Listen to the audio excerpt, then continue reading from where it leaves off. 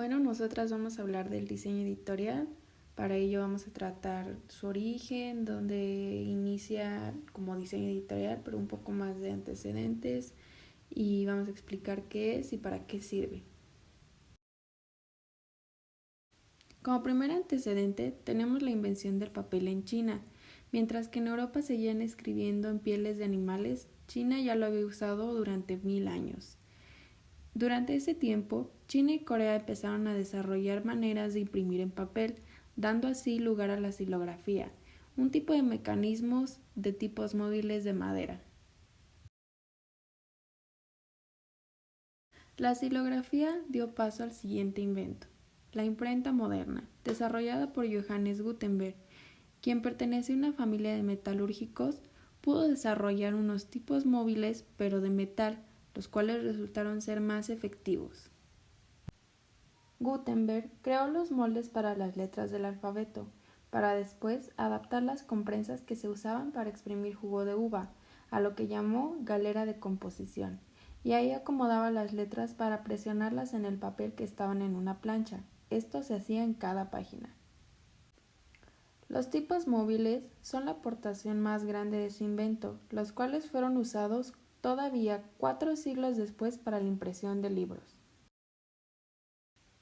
Gracias a que él logró reunir todas las técnicas ya conocidas en ese entonces para poder imprimir, se le reconoce como el padre del diseño gráfico.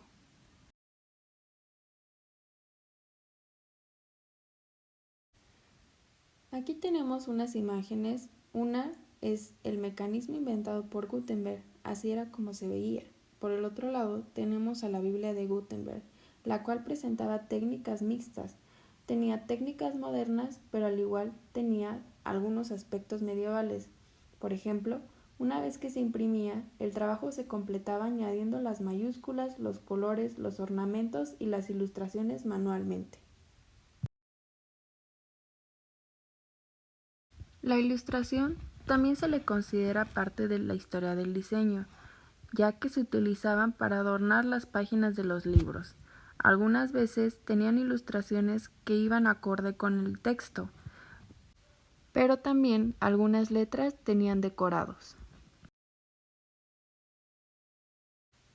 Este tipo de diseño tuvo su auge en el siglo XIII, durante la época gótica, justo antes de la invención de la imprenta. Y aquí podemos ver algunas ilustraciones, todas ellas consideradas de las mejores de la época.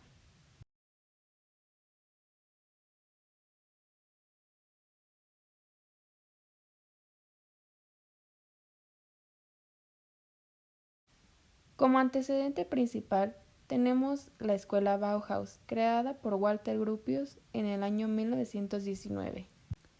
Era una escuela orientada al diseño, la arquitectura y el arte, en la cual se realizaron varios experimentos y llegaron a estilos que aún hoy en día perseveran.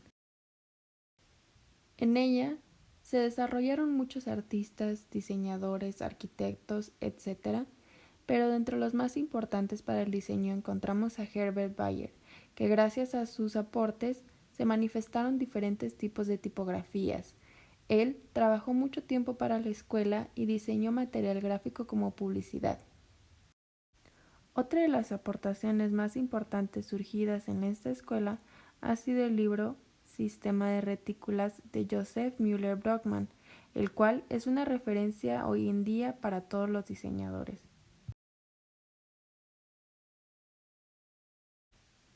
Aquí una imagen del libro.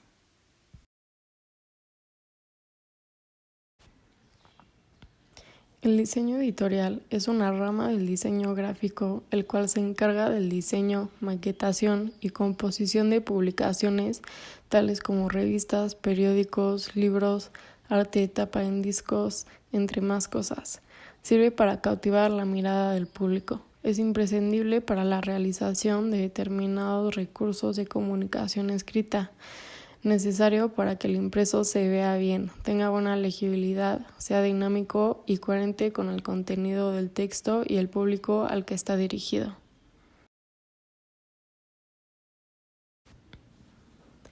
La importancia del diseño editorial radica en la necesidad de captar la atención del lector, ya que existe una gran variedad de competencias, las cuales dan la opción de que el lector escoja entre un diseño u otro.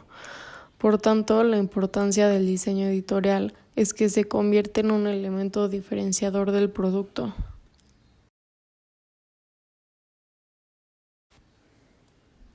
A la hora de realizar un diseño editorial hay que tener en cuenta los elementos clave que ayudarán a transmitir la información de forma más efectiva. Algunos son la tipografía, el formato, papel, color, elementos gráficos y la retícula, el cual es un conjunto de líneas o elementos dispuestos en forma de red. Para llegar al resultado final, el diseñador tiene que pasar por un proceso. La creación es la etapa en la que se define el tema en base a la información o al mensaje que se quiere comunicar al lector a través del diseño. Por tanto, se deben evaluar aspectos como el mensaje, el contenido, si es o no una publicación especializada, entre otras cosas. Todos los detalles son necesarios en esta etapa.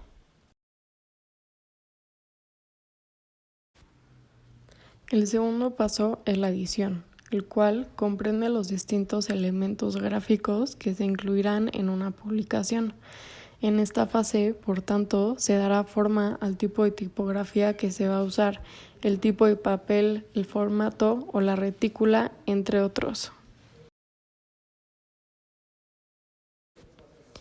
La tercera etapa es el diseño. Es la fase en la que todos los elementos anteriores toman forma y se pulen para conseguir el producto final antes de la producción. La última etapa es la producción. Es la parte en la que se realiza la publicación, por lo que el producto puede pasar por imprenta o publicarse directamente en digital.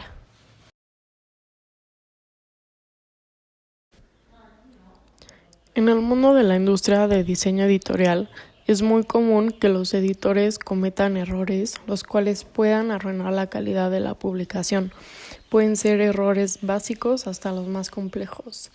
Todos estos errores deben tomarse en cuenta durante la maquetación, parte del proceso del desarrollo del diseño, que consiste en organizar el espacio de los contenidos escritos y visuales, es decir, diseñar la distribución de los elementos en una página.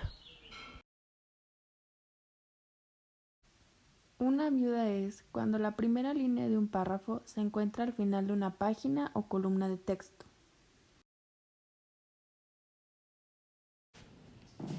Otro error que se puede cometer son las huérfanas. Las huérfanas en el texto son la última línea de un párrafo al comienzo de una página o columna. Sería lo inverso a una viuda.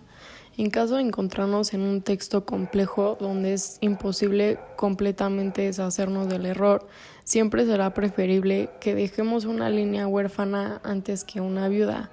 Suele afectar con mayor frecuencia al párrafo ordinario, que es aquel que está justificado en todas sus líneas. Los ríos, también conocidos como calles, son espacios en blanco que se forman entre las palabras y se repiten en toda la vertical de la columna.